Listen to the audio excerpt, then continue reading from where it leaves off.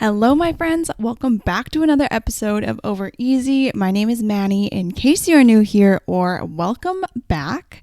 Today's episode is pretty exciting because I'm about to leave for my second solo trip to Austin, Texas very soon. And I'm going to be talking about all how I plan a solo trip and how I go about actually executing it. Because I know a lot of people dream about going on solo trips and traveling by themselves. But what I've learned this year is that for some people, the execution is a very difficult part. I have no problem with that because I'm just a very hot-headed person sometimes and I just go with it.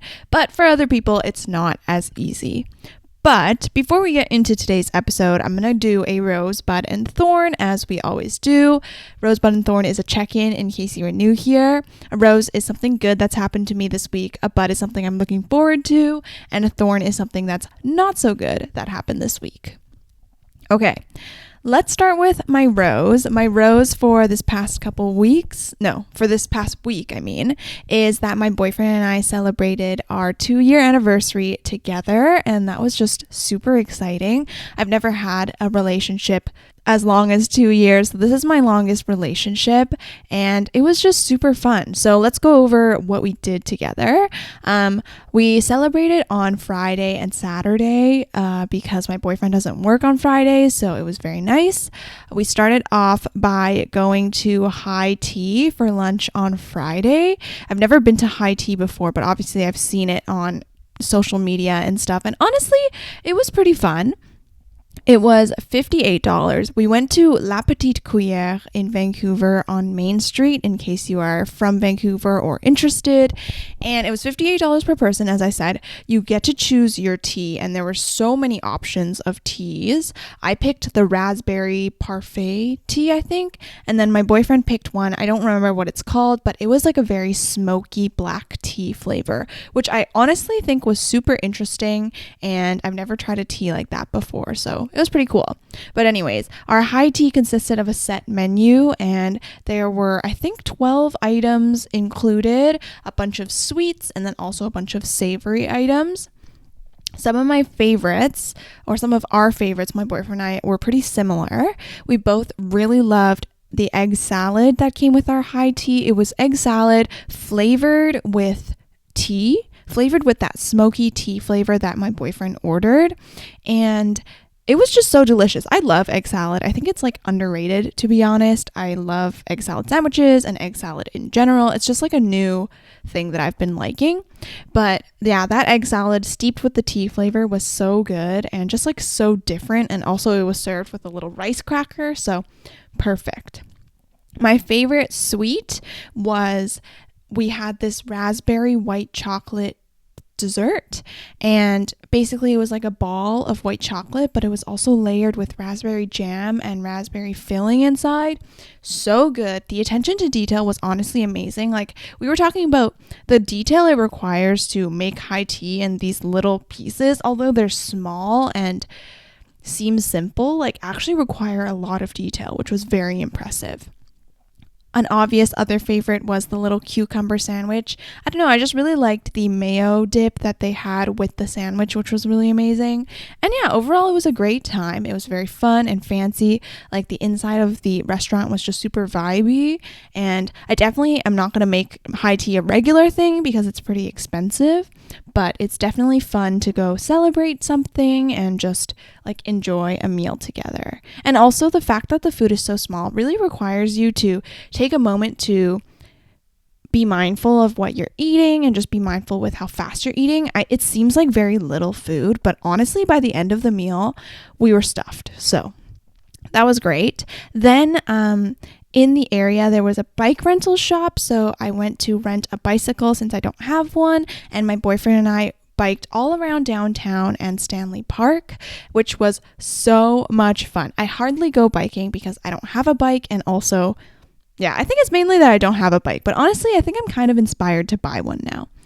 But The area that we were in was Main Street, so we started by going up Quebec Street to Science World, and then we went all along the seawall from Science World to English Bay, cut through to Stanley Park, because Stanley Park you can only bike one direction, which we learned while we were there, so we had to cut through the park and bike and go back onto the regular path, but it was so much fun. Our total bike ride was around 2 hours, and it didn't even feel like super tiring because biking wasn't that bad, first of all, and it also wasn't a ton of hills. It was pretty flat, so very enjoyable. It was nice and sunny, so it was very nice views of Vancouver and the city skyline, and honestly, I wish I had done that earlier. I'm surprised that I haven't done this earlier, considering I've lived in Vancouver my entire life, but glad I finally did it, and I definitely want to do it again and just like bike more often. I think it's super fun.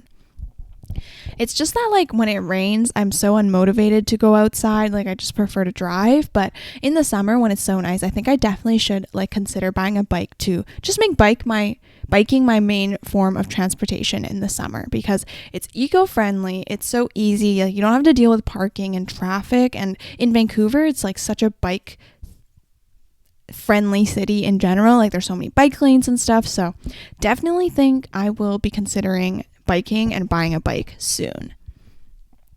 After biking, we went to Gyukaku downtown, which is basically like Japanese Korean barbecue. Japanese Korean barbecue isn't my favorite. I just don't like how heavy meat there is, but it was delicious nonetheless. We also got a bunch of bibimbap and garlic noodles and edamame and just a bunch of other side dishes as well. I got so full by the end because honestly, the high tea filled me up so much, and then biking wasn't like that tiring, so I wasn't even super hungry when we went for dinner. So I didn't eat a ton. Actually, no, I ate a fair amount. I just didn't eat a lot. But I was just so full by the end of the barbecue. We also got mochi, and then the barbecue place gives you free s'mores to make on the grill. So that was super fun. And I haven't been to Gyukaku in honestly probably 3 years, like before COVID. I used to really not like it. Like I wouldn't really go, but I really enjoyed that meal. And I don't think it's my favorite still, but I have a good idea of it now. It's not a bad thing in my mind, you know what I mean? So that was our dinner, and then we basically just went home and chilled. We went for a walk and just slept over. I slept over at his place. Usually I don't sleep over because I'm not allowed to, but this was obviously a special celebration, so I slept over for the night, and then the next morning was Saturday. On Saturday, we woke up, took a nice chill morning. We ate overnight oats that we had made the night before, and then I just kind of read and chilled while my boyfriend had some stuff to do, and then we decided to go to the Catalano street party on West 4th in Vancouver. It's a one-time event in Vancouver on West 4th. They basically closed down the whole street, and there's music and booths and shops and food trucks and performances. It was so much fun. It was very, very stimulating, first of all, because there were so many people around, but there were food trucks, and we watched a breakdancing competition. My boyfriend bought some flavored honey. We tried this chai infused whipped honey, which was really good. And we just watched some performances and listened to the music and stuff. It was super fun, but definitely very tiring and stimulating. I am not used to that for sure after COVID and everything. I would definitely say I regret not bringing my water bottle. I only brought my belt bag, so I didn't have space, but I regret not bringing my water bottle. Also regret not bringing a hat. I wore sunglasses, luckily. And also, I would definitely not order food at the food trucks there because the waits are just so long, and it is also somewhat overpriced, so not always worth it. But it was still fun nonetheless. We went to Whole Foods, and then, I had dinner plans last night with some other friends, so I did not eat dinner with him yesterday. But it was a great anniversary celebration. Today, on Sunday, when I'm recording, is our official 2-year anniversary, but my boyfriend has to work on Sundays, and I just have so much to do with prepping for my trip this week, so we decided to celebrate earlier. So that's my rose of the week, our 2-year anniversary. It's crazy how fast these 2 years have gone and how much I've learned about my boyfriend and just how much I've learned about being in a relationship, a healthy relationship. It's crazy. We were talking about that. Like I feel like we've both changed a lot. And the key to a relationship, I think, is to accept that. I think if you date someone because of who they currently are or who you think they're going to be, then that'll cause problems down the line, because obviously that's requiring that person to stay as one person, to stay stagnant their entire life or throughout their relationship, which is not healthy, because people change and people evolve, and you have to kind of learn to adapt to that and just love your partner regardless. I could totally do another episode. I was thinking about it actually, doing an episode about what I've learned about being in a relationship, but that'll probably come sometime later. Anyways, that's my rose. That was such a long rose. My bud is, I am looking forward to going to Austin. I am still working out some details right now, and I definitely have not planned out my itinerary to the details that I did with my Washington trip, but I think I kind of did that on purpose because I kind of want to be more flexible this trip, especially because I have so much time in Austin. I will definitely be taking some rest days where I'm not going to be doing much and just like staying at the Airbnb or just staying local, but there are also days that I want to go out and explore the different areas like downtown and South Congress.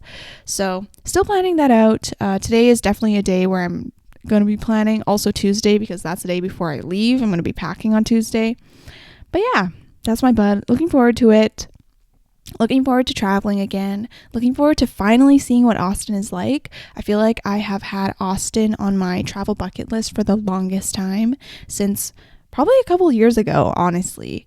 And there's really no reason for it other than I'm simply interested in what it's like there, because obviously every city is so different and it evolves the way that the people are. So I really am interested. I feel like you just hear so much stereotypes and stuff like that about people in Texas or people in Austin, and I really just want to learn about it for myself, you know? Yeah, so that's my bud. I'm heading out on Wednesday. There are a lot of details I need to roll out still, which is probably my thorn, that there are a lot of things I need to figure out. Like, for example, my flight is at 8 a.m. It's at 8:40 a.m. By the time you hear this, I'm already in Austin, so don't try to find me. My flight is at 8:40 a.m. and I have been hearing that YVR is a nightmare in the morning.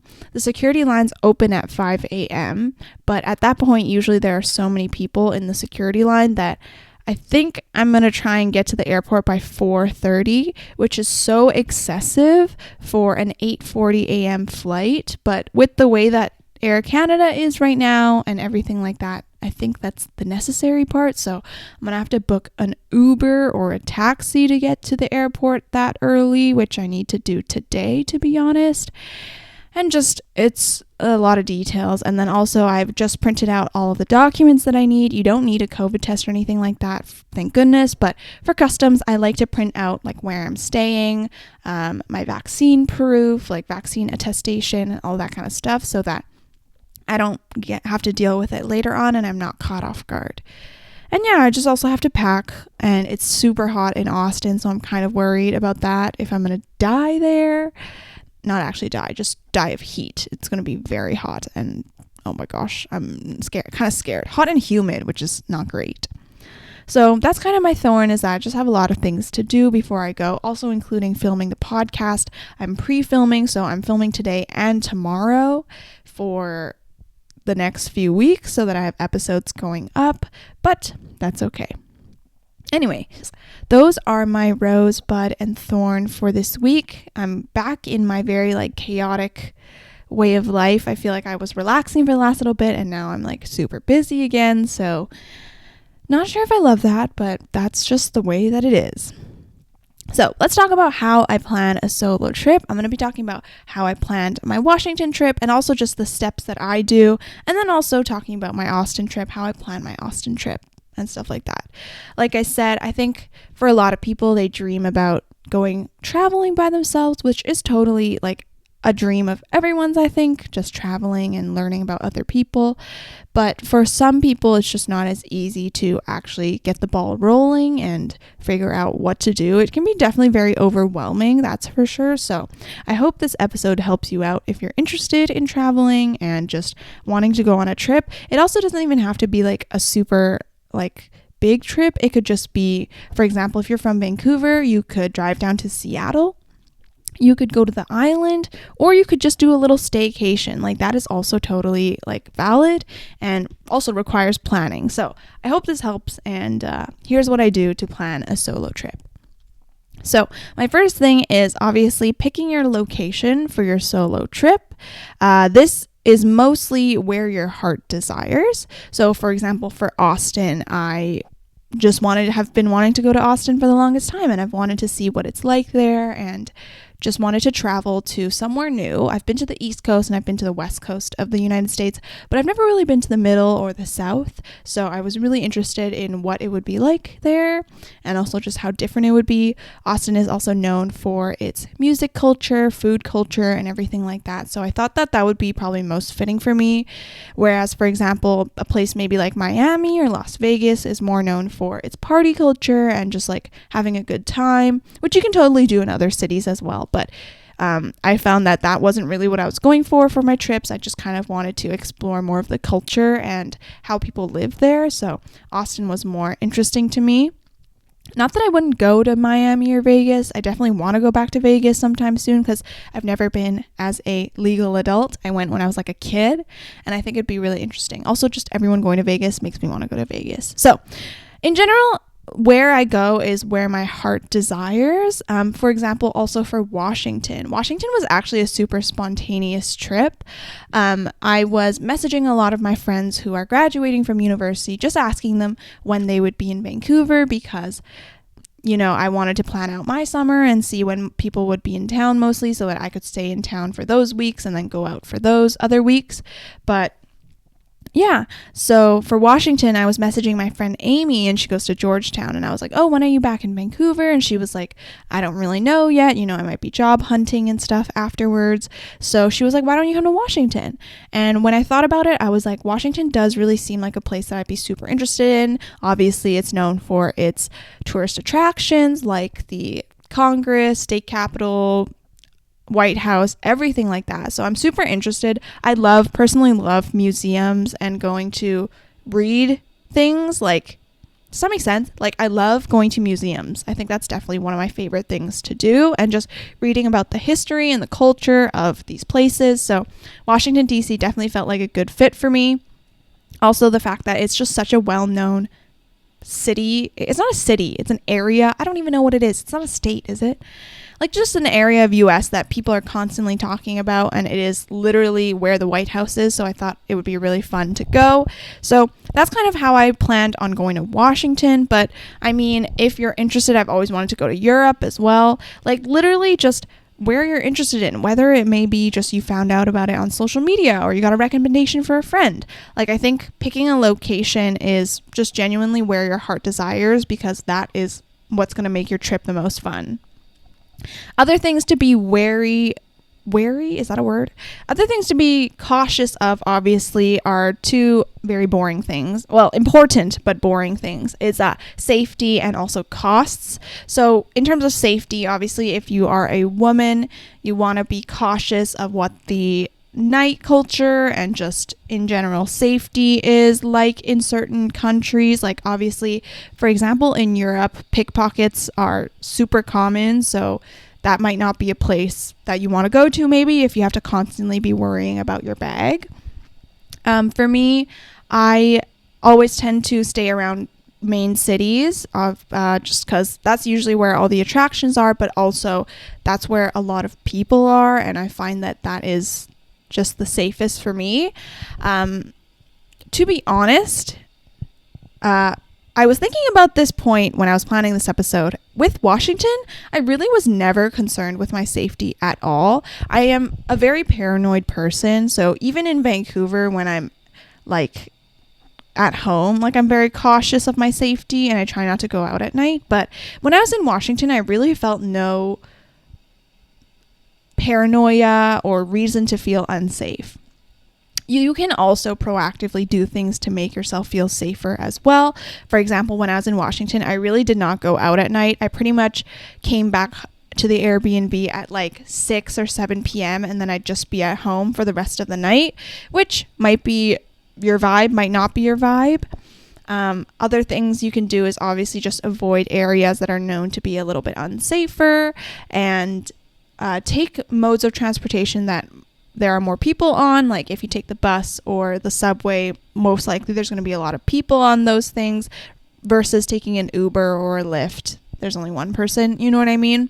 So just be wary. There are also other countries where it's just known that women may feel unsafe. So do your research.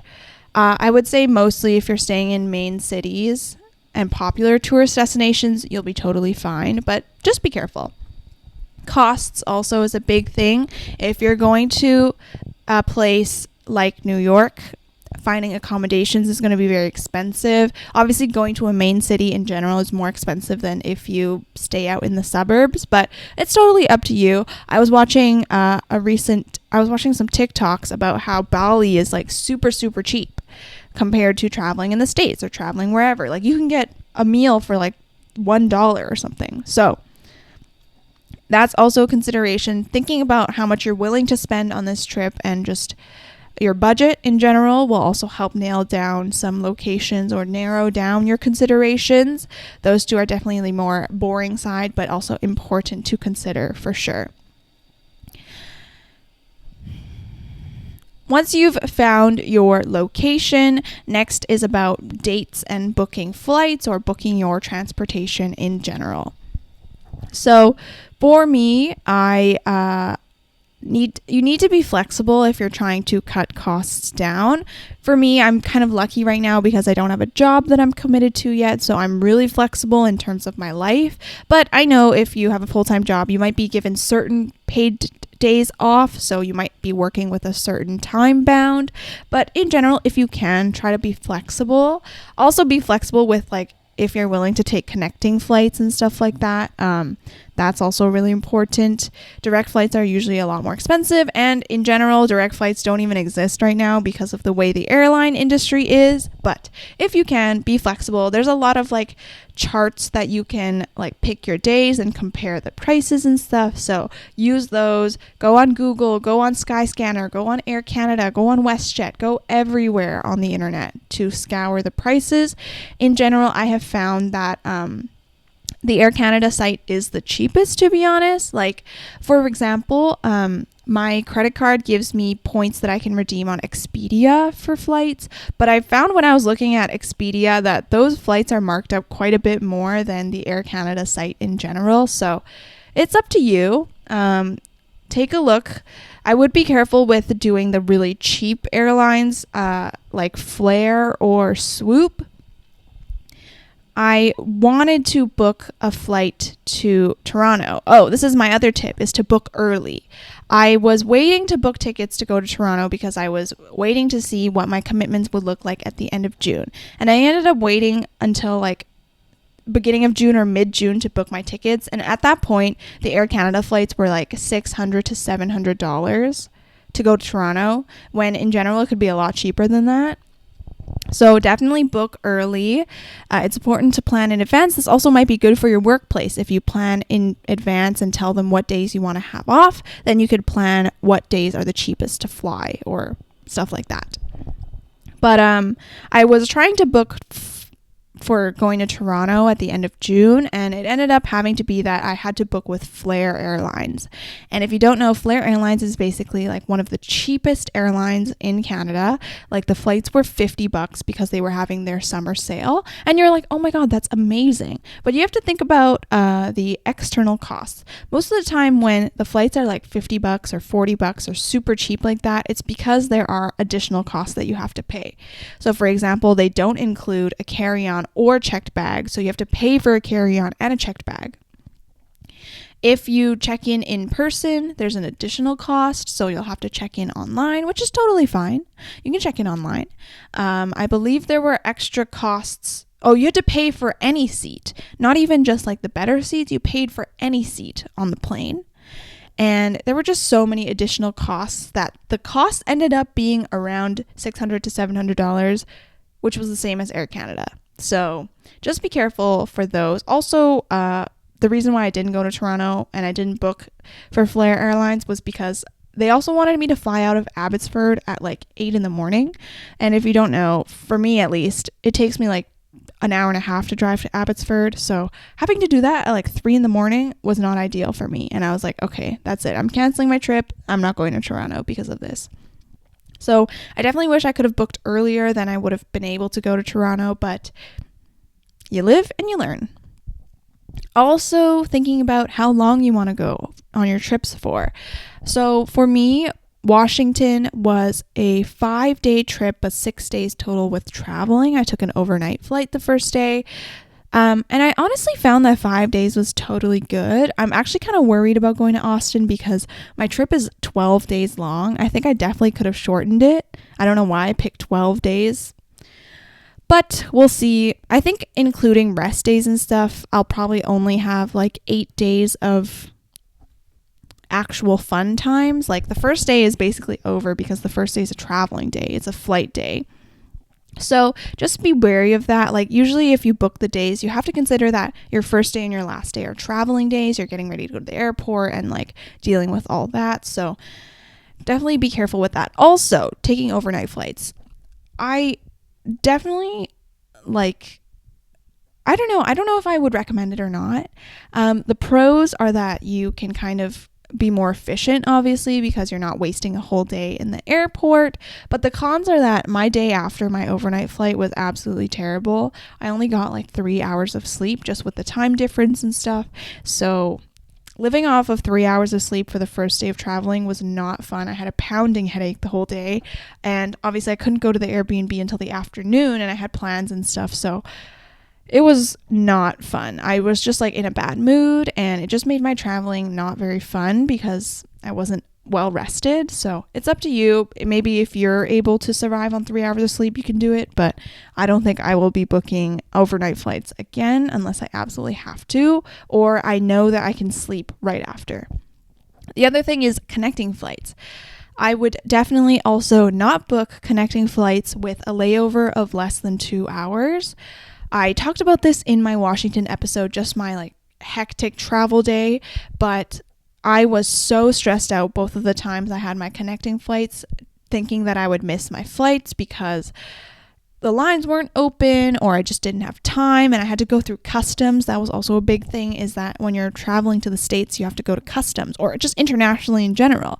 So you have to allot time for that. Also just like allotting time in general to get to your gate and just like pee and all that. It was crazy. When I was coming back from Washington, the first flight landed when the second flight was boarding already. So I was sprinting to the airport to get through customs. I couldn't pee. I had to like get this girl to watch my suitcase while I was lining up to board to go pee because I was going to pee my pants. It was very crazy. So definitely book layovers with more than 2 hours. I know that it seems like a waste of time. You're like, oh my God, I have to wait in the airport for 4 hours or whatever. But that 4 hours goes by so fast. You can eat at the airport, just relax. You can sleep. You have to do your customs and like fill out all the paperwork and stuff. I think it's definitely super important. We'll never be booking a flight with less than 1 hour or 2 hours layover unless it's domestic, because that was honestly so traumatizing and not a good experience. It was so not fun. And yeah, I just like don't like my travel experiences to be tainted with that like negative attitude. I think it's just not fun. It just starts your trip off wrong or ends your trip off wrong, right? Because you're like remembering all these bad moments. But anyways, that's kind of how I book my flights. Definitely book early to get the cheapest options. And connecting flights are fine. I actually probably like connecting flights more than direct flights because then you don't have to sit on the plane for as long. But that's just my personal opinion. And yeah, that's pretty much all for dates / booking flights. So once you are done booking your trip, like you're going to your trip for sure, next is talking about accommodations. So accommodations there's a wide variety, right? You have your hotels, you could also do Airbnbs, or you could even do a hostel. So for my trips this year, let me think about it. For my February trip, when I went to Seattle, I stayed in a hotel. Obviously, that's the most expensive option. I believe when I was looking at hotels for Austin, my trip to Austin, it would have totaled to about $2,000 for 12 nights, which is a lot of money. The plus side is obviously that hotels have very nice amenities and you just get better service. And also there's other amenities like there's room service. You can get them to do your laundry. There's a gym there and all that kind of stuff. And I actually did book a hotel for like the first time when I was going to Austin, but I just realized like the price is just way too much for me. So the other option is Airbnb. I did consider a hostel, and I'll talk about why I don't want to do a hostel in a little bit. But for Airbnb, all my other trips have been Airbnb. I think it's just a lot more fun. So for example, for my trip to Kelowna and my trip to Washington, I stayed in an Airbnb. You definitely have to book early in advance as well because Airbnbs fill up so fast. And also booking early will get you a cheaper cost. For Airbnb, I found that it's just great because most of the time the hosts are so nice. I've actually never had an experience in an Airbnb where the hosts are not nice. As long as you read the reviews carefully, I think you'll have a great experience. Most of the hosts are just so welcoming and able to like accommodate to you, and they're willing to help you out if you're like looking for plans or looking for specific things. Like, it's just great. Definitely look at reviews, and I would definitely consider the number of reviews as well. For Washington, I was kind of a bit of a YOLO mindset. I booked an Airbnb with only 4 reviews because that Airbnb had just recently opened, and I was definitely quite worried at first, but when I got there, it was totally fine. My Airbnb host was so nice. He works from home, so he was always usually there at the Airbnb, but also allowed me to have my own freedom and privacy. It was a little bit freaky that I was like in his house. Like sometimes I've stayed at an Airbnb where it's like a separate suite. Like for example, when I went to Kelowna, it was a basement suite. So it was still in their house, but not as in their house. So you know what I mean? Like for my Airbnb in Washington, I was literally in just like a room in his house, like on the same floor as him. And I was like, oh my God, like he is really trustworthy that like I won't come and hurt him at night. Not that I would. And also I was kind of freaked out, like, oh my God, he could literally just come up to my door. So definitely lock the door when you're sleeping at night and stuff like that. But overall, Airbnb people are like just super, super nice. I've found their hosts, they're willing to accommodate and willing to help you out. The reason why I didn't go for a hostel, there is a famous hostel in Austin that I was really considering, especially because it was super cheap and I knew that I was staying for a little while. But the reason why I didn't go for hostels was just in general safety and my paranoia. I'm a very paranoid person, as I've said, and that helps me out a lot because I'm super wary of my surroundings. But the hostels that I've seen, you have to share a bunk bed with people that you don't know, like they're just random travelers, and also it's just not very private. And I was like, I'm such an introvert, I definitely need my own space to just relax and be in bed without being disrupted. Like I was reading reviews of hostels online and I just heard horror stories of how, you know, the people who you're sharing a room with snore really loud, or they're just really noisy, or they're just really smelly. And one thing that I think can definitely taint your experience on a trip is your accommodations, because obviously that's where you go to relax and just enjoy. I personally prioritize my sleep and personal time a lot, so that is something I'm willing to spend more money on and go for an Airbnb versus a hostel. Also, the area of hostels might be a little weird. For example, the one that I was looking at in Austin first, there's a speakeasy on the first floor, or like the basement floor, so obviously there are people talking and playing music all night long, and I was like, how am I going to be able to fall asleep if this is the case? So definitely considered an Airbnb for Austin. Hostels, though, are a great way to meet solo travelers, I've heard, but personally for me, the purpose of my solo trips is not to meet other people. Like, I'm not very pressed about meeting people that I'm going to be BFFs with. I actually really want to go and just be alone, which I know not everyone wants to do on a solo trip, but for me personally, I just like the idea of being alone and doing all the things independently. So definitely, if you're interested in being in a hostel, like, consider it. But for me personally, like, what I want to get out of my travel experience and also just my lifestyle, I don't think I'd be able to survive in a hostel.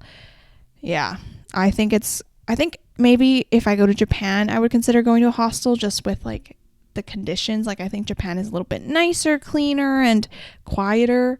But with Austin, I was like, I don't think I could survive being in a hostel where there's a bar on the bottom floor and people are going to be partying until like 4 a.m. I could not do that. Also consider the location. Obviously, your accommodation has a big impact as to where you're going to go. For me in Washington, I really didn't leave the area around my Airbnb much. I took the bus if I wanted to, but that area was very important because that was where I was getting breakfast and all that kind of stuff. So just be careful with that. In Washington, I stayed in Columbia Heights, which was honestly really nice. I stayed right next to a school, so obviously that's a good neighborhood. And it was like a 20-minute walk from a big street where there were a lot of cafes and restaurants and stuff. So I was completely fine with walking, and it was great. And yeah, location's also pretty important just because I think you have to obviously be wary of your safety and what that area will be like. The last part that I'm going to be talking about for planning your solo trip is obviously your itinerary. What are you going to be doing on your trip? So this, I don't know if I have the most efficient method, but this is what I do. Obviously, starting with Googling what are the famous tourist attractions in that place that you're going to. So for example, in Austin, I Googled what were the famous attractions. And from there, I literally just go on a Google Maps scrolling spree. It's crazy.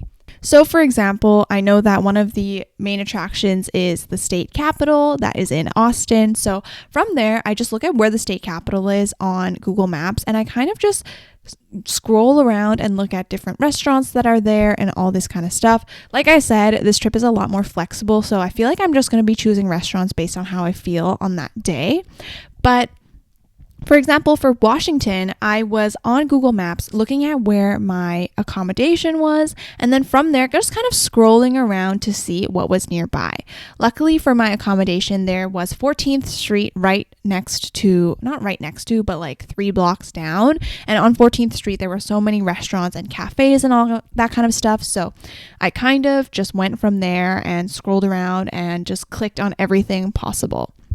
Another thing is planning by meal, because for me it's a lot easier to plan by meal and then just kind of stay in that area. So one thing might be you want to look at all the different cafes that are available in that area that you're staying or in that city and all this kind of stuff. Also, look into the bus system. When I was in Washington, I didn't go knowing the bus system, but my Airbnb host helped me figure out how to get a Metro card, and then I was able to take the bus, and I just have so much more freedom with where I wanted to go. So that was super fun.